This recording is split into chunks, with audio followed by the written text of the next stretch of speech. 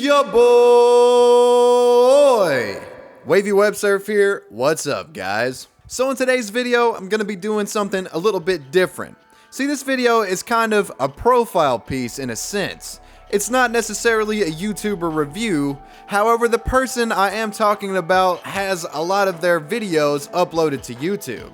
But his career has spanned many years before the inception of the website. In today's video, I'm going to be talking about the highly eccentric and infamous interviewer known as Nardwuar, the human serviette. So if you listen to music, chances are you've been on YouTube to look up interviews of your favorite artists just to get a better sense of what they're like as a person, just like in a conversation. And if you've been on this journey, I can probably go ahead and assume that you've stumbled across a Nardwuar video.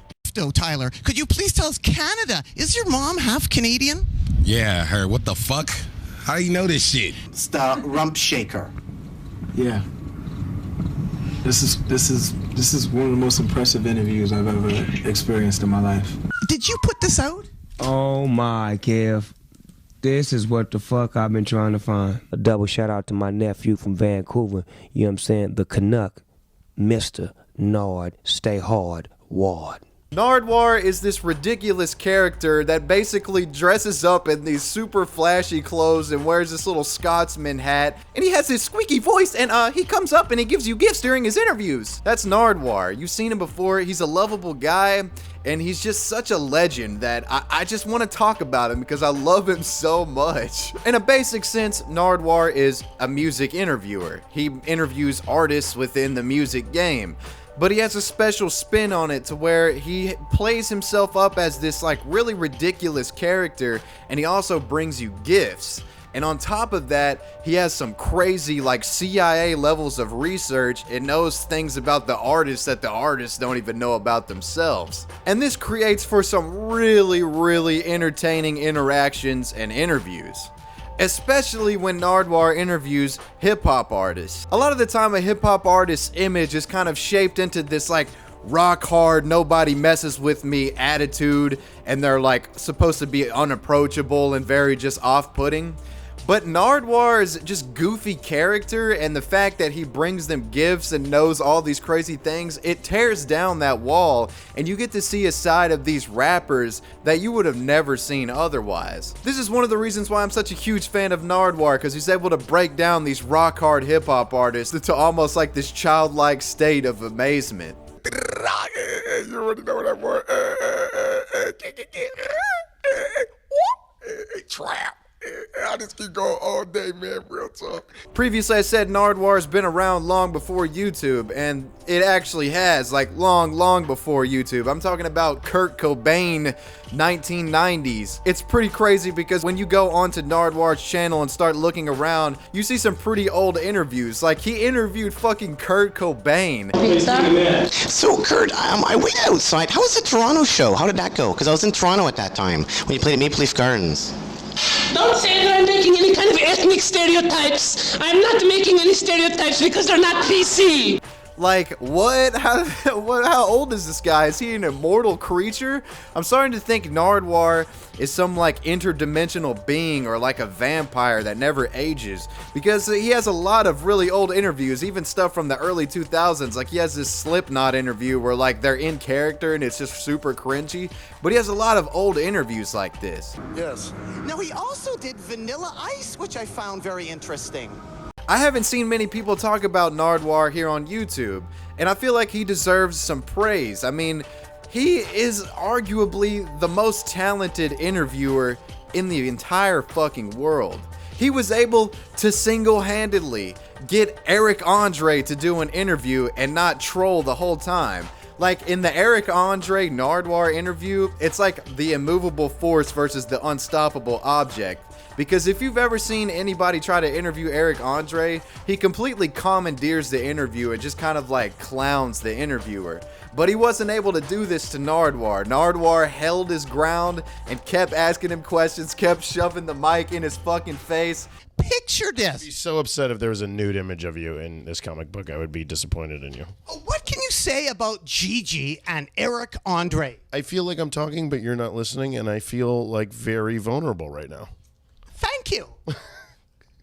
and just throwing him albums and records and asking him all these questions. And Eric Andre, you could tell that he was kind of caught off guard, which that's a pretty difficult thing to do, to get Eric Andre to let his guard down like that. Whenever an artist gets interviewed by Nardwuar, I personally consider it like a personality test. Like, if somebody does a Nardwuar interview and they're super cool with it and they play along with the shtick, I fucks with you. I really like that artist. But there are some cases where the artist will get like upset with Nardwuar, like they think that he's being a dick or like trolling and they get mad. And in the case of Kid Cudi, I mean, he fucking leaves the interview. Right out. Sorry, fam. Oh, okay. Can I? Well, no, Kid Cudi, Lutu. Can I at least say goodbye? Lutu. Can you say bye-bye? Come on, man. Chill out, man. Please. Like, do I? So if an artist doesn't play along with the Nardwuar interview, I'm like more inclined to just dislike that artist because they seem like a dick. And sometimes, I mean, an artist can get off-put by some of the crazy amount of research that he has, like Nardwuar knows some forbidden knowledge. And this brings up my next point. A lot of people are like, how the hell does Nardwuar know all these forbidden secrets about these people? Well, the answer's pretty simple. I mean, Nardwuar says something in his TED Talk that kind of made me understand how he was able to get all of this information about these people. His main thesis in this TED Talk that he does is just ask. You can ask anybody for an interview and chances are you might get it. You can ask anybody about some information about someone and they just might tell you. And what Nardwuar does basically to get information about these artists is he goes behind the artist's back and talks to either like their managers, some of the artist's friends, or like some of the artist's family, and he's able to gain information via proxy these sources. You know, it seems like a really obvious answer to that question, but that's what he does. That's how he gets his information. I think Nardwuar really should be the blueprint for what a good music interview should be. I mean, every interviewer just goes up and be like, so what were your thoughts going into that next album? Or was there anything special that inspired that hit single? You know, like they've been asked the same questions. It's almost like a robotic, formulaic interview that they get every time. But Nardwuar comes up and he's like, do. Nardwuar just switches it up and makes for a really entertaining interview, and I honestly just love him so much. I just had to make a dick ride video about Nardwuar because that's my boy. So guys, I'm about to end it here. So anyways, guys, you know, just a video about Nardwuar, man. I just wanted to talk about him. Hope you enjoyed it. Leave your comments in the description below. What's your favorite Nardwuar interview? Mine is my personal favorite one is like a tie between the DJ Khaled one and the Waka Flocka Flame one. Those are both so funny. Those are both so funny.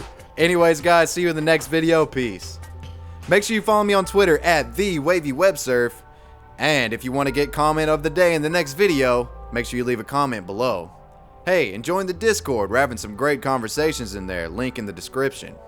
And if you want to be super homie, donate to me on Patreon. Peace.